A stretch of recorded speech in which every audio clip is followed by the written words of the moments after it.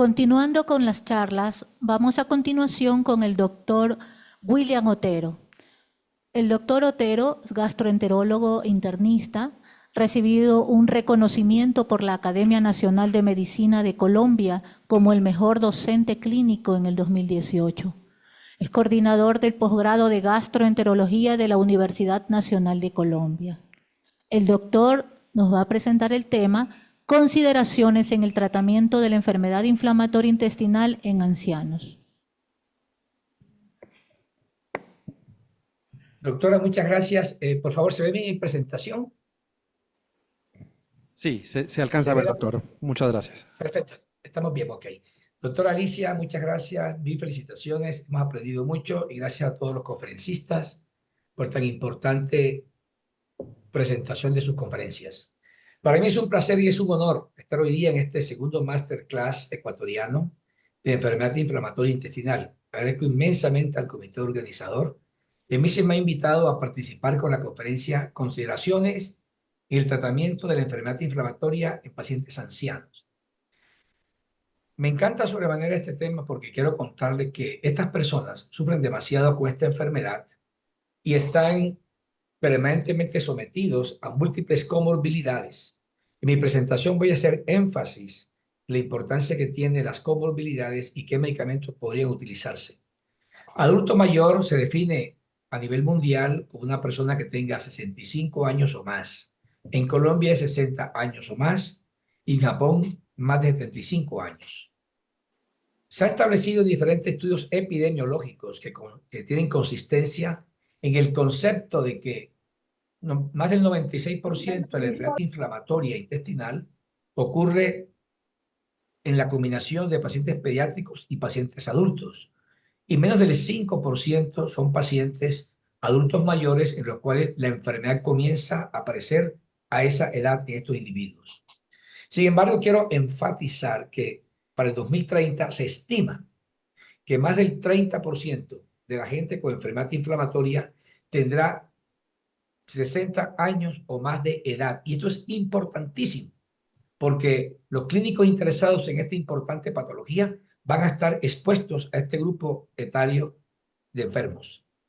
Se considera que esa enfermedad que aparece en el adulto mayor puede ser la mezcla de una enfermedad inflamatoria que comenzó en la gente joven, otra apareció en adulto no mayor, otra en adulto mayor y finalmente esa suma de tanta gente, porque gracias al advenimiento de moléculas o de medicamentos que tienen una eficacia adecuada que permiten el control de la enfermedad, hoy día la gente llega a etapas avanzadas de la vida con esta patología y nosotros tendremos que enfrentarlos. Fisiopatológicamente, esta entidad en adulto mayor tiene algunas connotaciones que aquí las voy a destacar de manera muy sucinta. Tiene una disbiosis intestinal y esto es clave en estos individuos. Tiene disminución del sistema inmune innato, hay una disminución de la citotoxicidad, hay disminución de la fagocitosis, hay disminución de la capacidad migratoria de la célula inflamatoria para el tejido que está enfermo, las células T naïf están disminuidas, lo mismo que hay un aumento de las células T de memoria. Todo esto voy a resolverlo diciendo que definitivamente, aunque hay controversia, la gente adulta mayor tiene una inmunosenescencia. Uno puede sintetizarlo diciendo que es una inmunodeficiencia sistémica relativa. Y lo que es importantísimo en estos individuos adultos mayores es fundamentalmente el microbioma. Tiene mayor importancia que en gente de menor edad. Y se ha visto que las enterobacterias están aumentadas 7 veces y el lactobacilo disminuido 26 veces. Y este es un microorganismo antiinflamatorio. En cambio, la historia familiar, que hablaría en favor de la alteración genética, es menos frecuente en la gente adulta mayor. Y quiero enfatizar entonces que en ellos lo que predomina es una disbiosis más importante que la gente de menor edad. El diagnóstico en estos individuos es supremamente difícil porque hay patologías que simulan perfectamente una enfermedad inflamatoria como la colitis infecciosa, clostridioides difficile, colitis segmentaria, infección por citomegalovirus, colitis por medicamentos, colitis isquémica. Y diferentes estudios han mostrado esto. En el 60% de los pacientes el diagnóstico es equivocado y la demora en el diagnóstico en adulto mayor es aproximadamente 6 años versus 2 años en la gente más joven. Los pacientes adultos mayores tienen otra biología. Esto no es una persona adulta que cumplió años y ahora está cumpliendo 65 años. No, esta es otra biología. Esta es otra alteración fisiopatológica en ellos, en todos los órganos. Por eso existe la geriatría. Y aquí quiero dar otro segundo mensaje, y es que el geriatra es imprescindible en el grupo multidisciplinario que va a estos individuos. Estas personas tienen aumento de la grasa corporal, disminución de la masa muscular, disminución del agua total, cambios en la función hepática, menor filtración glomerular, hipoproteinemia, y todo esto altera la farmacocinética y el metabolismo de los medicamentos. Así entonces es otra biología y apenas se está comenzando a aprender qué hacer con estos individuos. Tienen frecuentemente fragilidad que se manifiesta por debilidad generalizada, pérdida de peso, baja actividad física, la mala nutrición, deterioro cognitivo, y esto impacta notablemente la adherencia a los medicamentos. Ha habido una conferencia muy importante sobre la adherencia. En estos individuos, la adherencia tiene que ver fundamentalmente con este deterioro cognitivo que tienen. Tienen múltiples comorbilidades y esto afecta la vía en la cual esta enfermedad puede complicarse o no. Hay polifarmacia, se define esto como la utilización de 5 o más medicamentos, y el 40% de los adultos mayores toman 5 o más medicamentos. Y esto es algo fundamental. No están representados en los ensayos clínicos controlados, y esto ha hecho que se demore un poco a aprender cómo manejar a estos individuos. Todas estas circunstancias de multimorbilidad, polifarmacia, fragilidad, mala nutrición, deterioro cognitivo, exige siempre el geriatra. Y este estudio, que es el primer estudio en el mundo que de manera prospectiva analizó 5 dominios funcionales, concluyó que los pacientes que tienen estas alteraciones tienen un peor pronóstico de la enfermedad. En el anciano se ha encontrado que la colitis es menos extensa, 14 versus 22% el que no es adulto mayor. Mayor riesgo de colectomía, aquí voy a hacer un énfasis. Realmente no es porque el individuo adulto mayor tenga una predisposición a que se complique la enfermedad más, sino que esta es una noticia que traigo ahorita. Frecuentemente el clínico demora el manejo adecuado con terapia inmunosupresora. Mayor hospitalización y mortalidad, creo que es por lo mismo. Y mortalidad por cualquier causa ya es otra cosa. Significa esto que la comorbilidad está cobrando exactamente las consecuencias. Menos manifestaciones extraintestinales, está claro. 3% versus 27 a 60%. Esto tiene que ver, según algunos estudios, por la inmunosenescencia de estos individuos. Comorbilidades, efectos adversos y polifarmacia impactan. Y recientemente se ha encontrado que una polifarmacia severa, que es lo que está aquí en color fucsia o en color morado, se ve como la probabilidad de hospitalización es mayor. En la medida en que se consumen más medicamentos por las comorbilidades, aumenta la probabilidad de hospitalización. Y aquí se ve también cómo uso de polifarmacia y sin uso de polifarmacia hay mayor gente que está hospitalizada. Otro aspecto importante que lo he mencionado y lo voy a enfatizar es que son excluidos lamentablemente de los ensayos clínicos. Ustedes han visto que los ensayos clínicos quieren pacientes perfectos y si hay moléculas nuevas quieren alguien en el cual se puede demostrar la eficacia sin ningún factor externo que influye en el desempeño de la molécula. Menos del 5% de los participantes en ensayos clínicos son adultos mayores. Entonces, esta superrepresentación en los ensayos clínicos hace que esta patología esté insuficientemente estudiada y frecuentemente se extrapolan los principios terapéuticos que se han obtenido de las personas no ancianas. Y hay pocas guías de manejo dedicadas al adulto mayor basados en la evidencia. Sin embargo, recientemente la FDA ha insistido en algo muy importante. Y es que no existe una buena base para excluir los pacientes basándose únicamente en la edad o debido a la presencia de cualquier enfermedad o medicación concomitante, a menos que haya razón para creer que la enfermedad o medicación concomitante pondrá en peligro al paciente o provocará confusión en la interpretación de los ensayos clínicos controlados.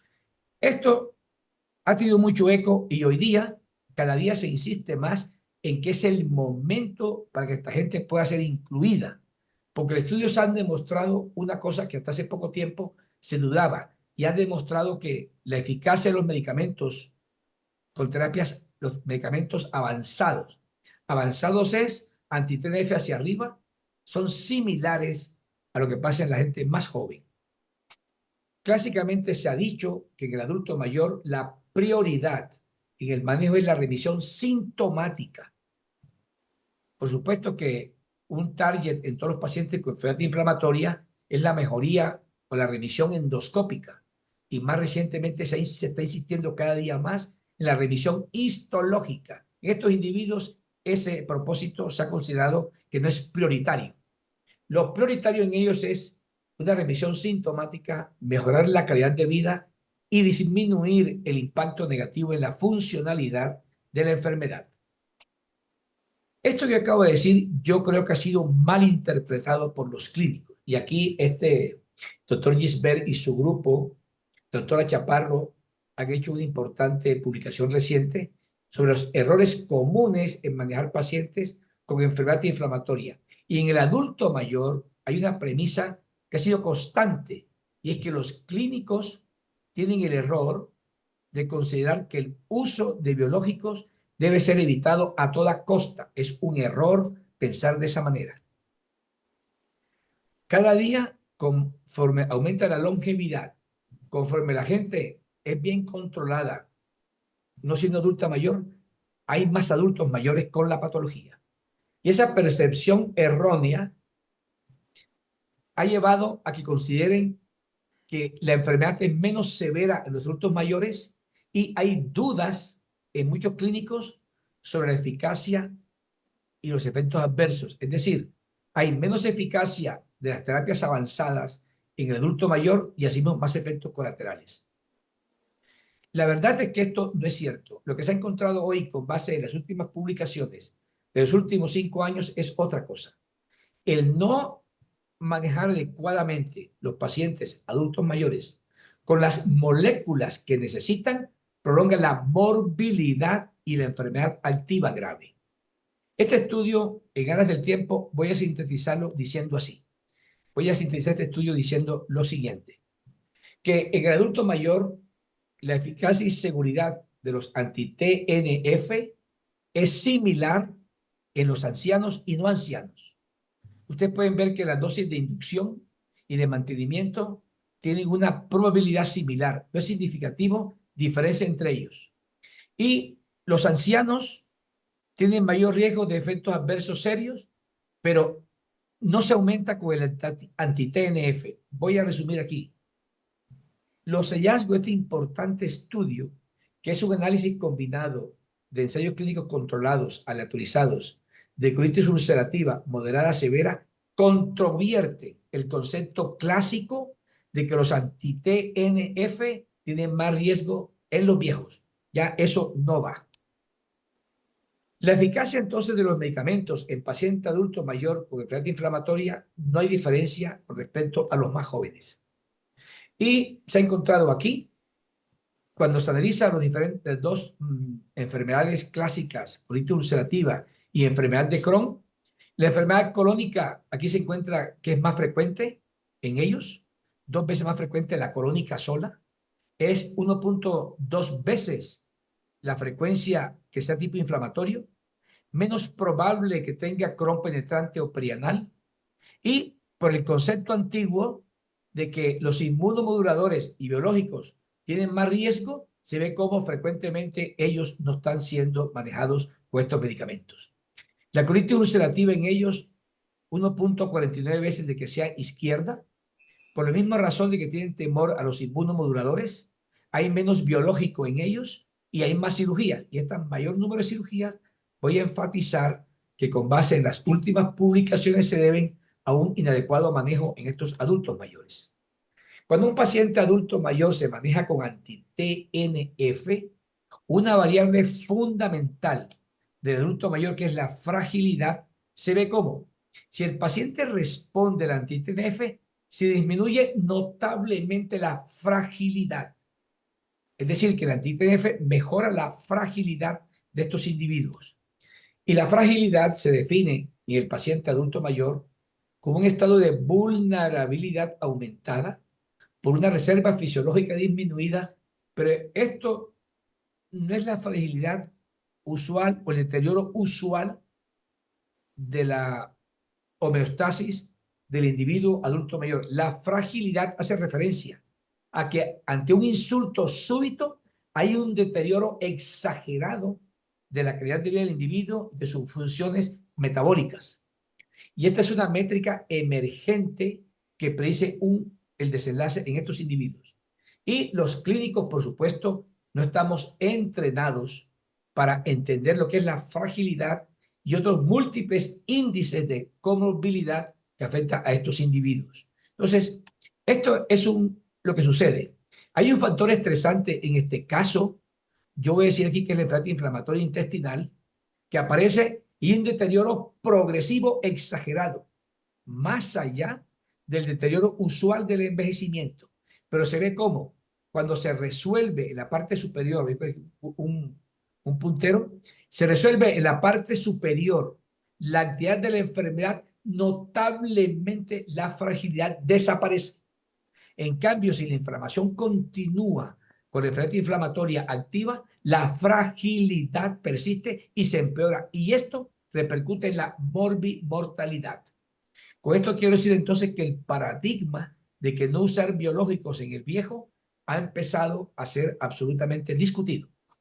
Y la fragilidad entonces aumenta la mortalidad, hospitalizaciones, infecciones y readmisiones al hospital. Cuando se han evaluado diferentes terapias biológicas en pacientes adultos mayores, aquí voy a mencionar en este caso el vedolizumab. Comparando el vedolizumab con 5-ASA y con esteroides, se ve como el vedolizumab menos frecuentemente que el esteroide tiene efectos adversos y riesgo de malignidad. El paciente que tiene vedolizumab tiene un compromiso similar en efectos adversos al 5-ASA. Entonces, está asociado, comparado con el anti-TNF, a menos riesgo de infecciones, a menos riesgo de complicaciones. Y en cambio, hay una similitud con respecto a la cirugía. Y el riesgo de hospitalizaciones con vedolizumab es menor que con otros medicamentos. Claro, es obvio inferir que esto puede ser debido a que su efecto antiinflamatorio e inmunosupresor es localizado, no es sistémico. Y en el anciano entonces hay unos aspectos claves para tener en cuenta. La polifarmacia obliga a simplificar el tratamiento e identificar las interacciones. Las comorbilidades, por supuesto, deben ser tenidas en cuenta. Es clásico no formular anti-TNF cuando hay falla cardíaca. Y aquí se ha mencionado la importancia de la vacunación. Tener en cuenta la nutrición, la hidratación y el ejercicio. Hay que medir los niveles de medicamentos. Nosotros en nuestro grupo próximamente vamos a medir todos los niveles de los medicamentos aquí en Colombia. Estamos esperando que el fabricante nos coloque la máquina en nuestra oficina. Hay que tener en cuenta el tono del esfínter anal, el estado mental y la educación. Y tener en cuenta la deambulación y la tromboprofilaxis para prevenir la trombosis en estos individuos. Todo esto es para enfatizar y reiterar la importancia de la participación del geriatra en estos pacientes. Aquí se ve cómo el vedolizumab, que es el medicamento que nosotros más usamos en los adultos mayores, cuando está indicado, libra esteroides en los viejos, la mejoría libre de esteroides es similar a los jóvenes. Hospitalización relacionada con efecto inflamatoria en jóvenes y viejos es similar. Tasas de cirugía en viejos y jóvenes es similar. Esto significa entonces que la eficacia en el viejo es similar al joven. Y el resumen de los medicamentos que voy a hacer en el adulto mayor son los siguientes.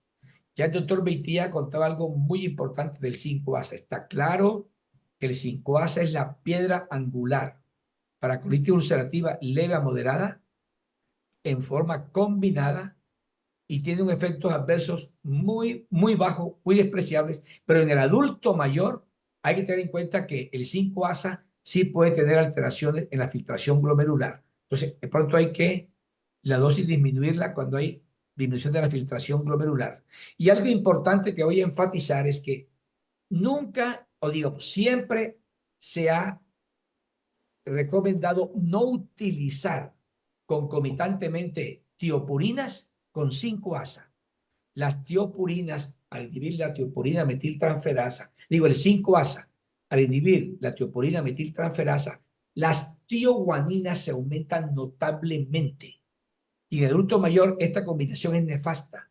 Puede haber mayor tioguanina, que es el que hace el efecto antiinflamatorio e inmunosupresor, y en ellos producir anemia aplásica o aplasia medular. Entonces, las tiopurinas en general en el adulto mayor deben ser evitadas por una cantidad de efectos adversos que puede tener. El tofacitinib y otras pequeñas moléculas, hay que decir que en ellos hay menos experiencia. El anti-TNF, yo acabo de mencionar que tiene eficacia similar a la persona joven, pero claro que está contraindicado en la falla cardíaca. Los esteroides es un veneno para el adulto mayor. La osteoporosis empeora, las fracturas son más frecuentes, de manera más prevalente o más incidente aparecen trastornos mentales que van a psiquiatría, el glaucoma se puede precipitar, las cataratas se empeoran y las infecciones ni hablemos. Esto lo traigo y lo enfatizo es porque clásicamente en el pasado el paciente adulto mayor frecuentemente era sometido a cursos de esteroides. Y las terapias biológicas, los anticuerpos monoclonales, que tienen mayor favorabilidad son el vedolizumab, el ustekinumab y más recientemente risankizumab, pero aquí hay datos más limitados. En el anciano hay unos principios de tratamiento que son mirar más allá de la edad, y esto es una noticia que traigo. No hay que mirar solamente la edad. Si está indicado continuar en la pirámide terapéutica, el próximo medicamento hay que hacerlo.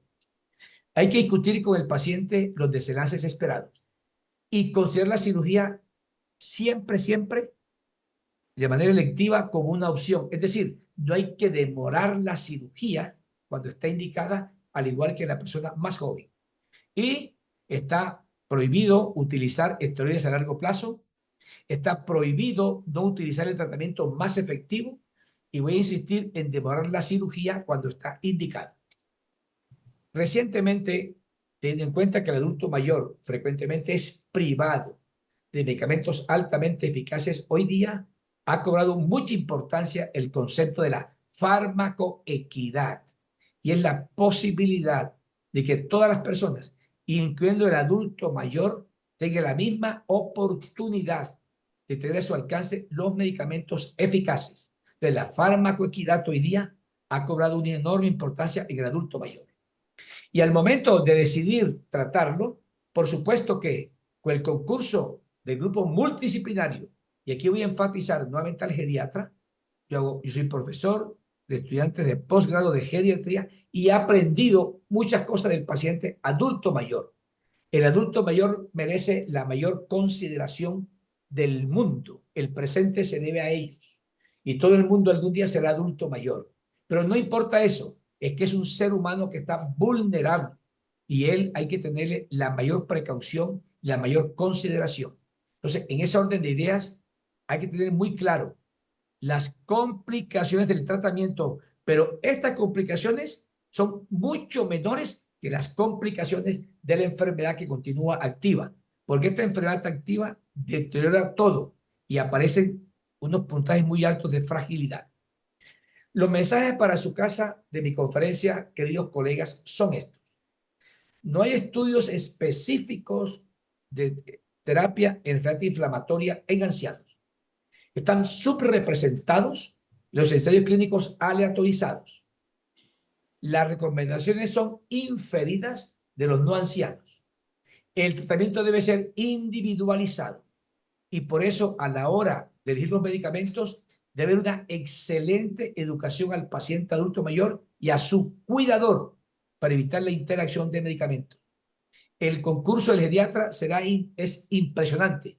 Hay múltiples índices de comorbilidad como el de Charlson y muchos índices de fragilidad de los cuales el geriatra es el que va a apoyar al clínico encargado de estos pacientes.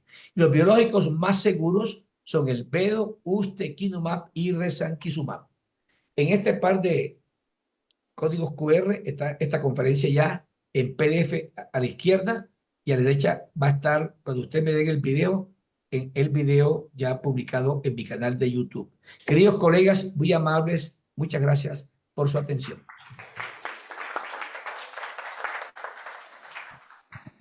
Doctor William, muchísimas gracias por la charla. Y efectivamente, siempre el paciente anciano constituye un grupo muy especial entre los pacientes con enfermedad inflamatoria, no solo por la adherencia al tratamiento, que hay que tenerla en cuenta, sino también por los posibles efectos de toxicidad o de eventos adversos con algunos fármacos que obviamente nos limita un poco la capacidad que tenemos de elegir con qué fármacos podemos actuar.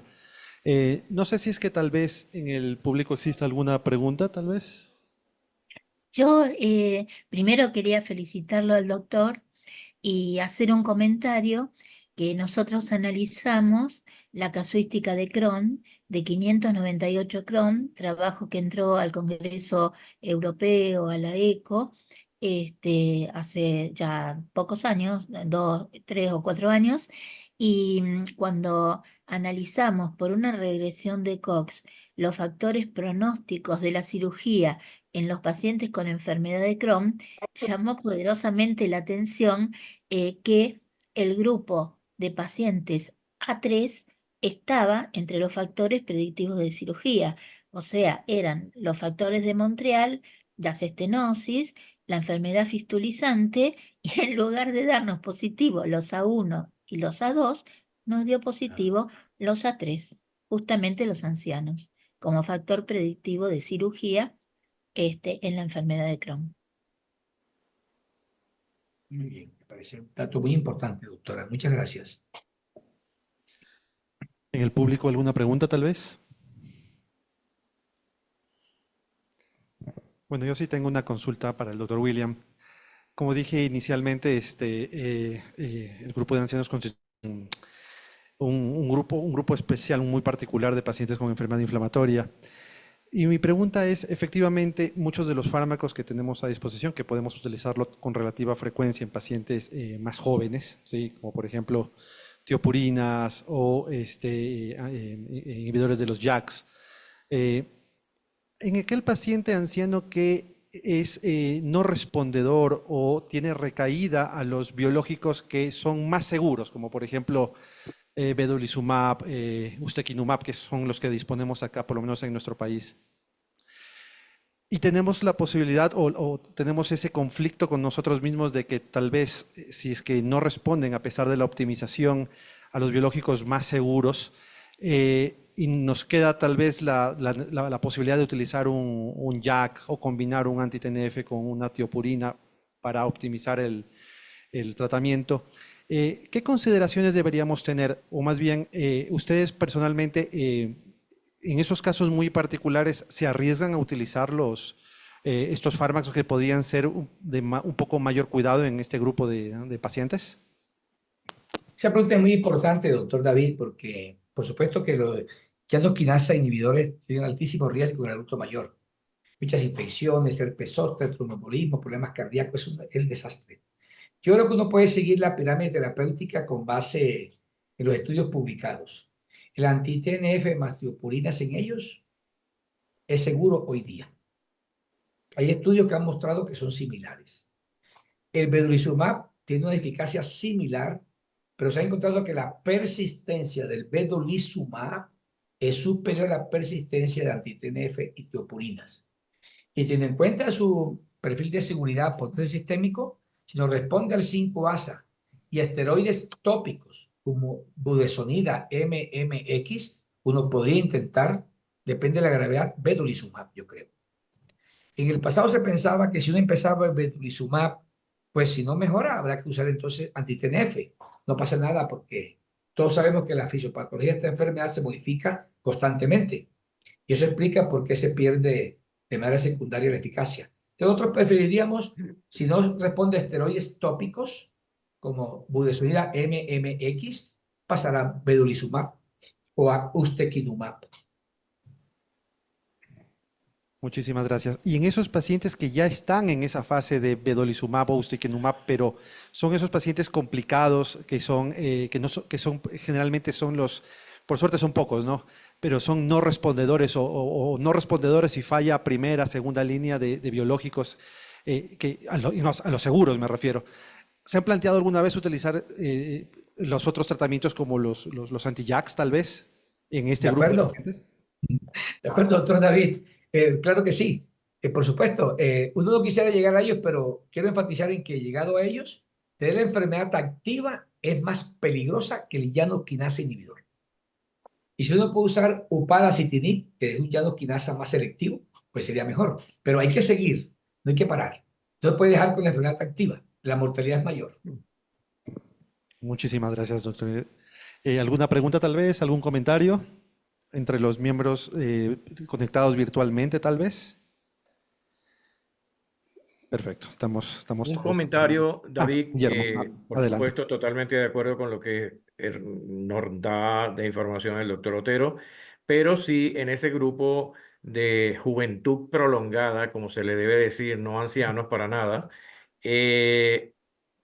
cuando usamos la terapia combinada, que definitivamente la defendemos por buena, podemos usarla un año aproximadamente y una vez que haya la mejoría, vamos entonces a decidir dejar con monoterapia y esa monoterapia preferiblemente es el anti-TNF y no el inmunomodulador.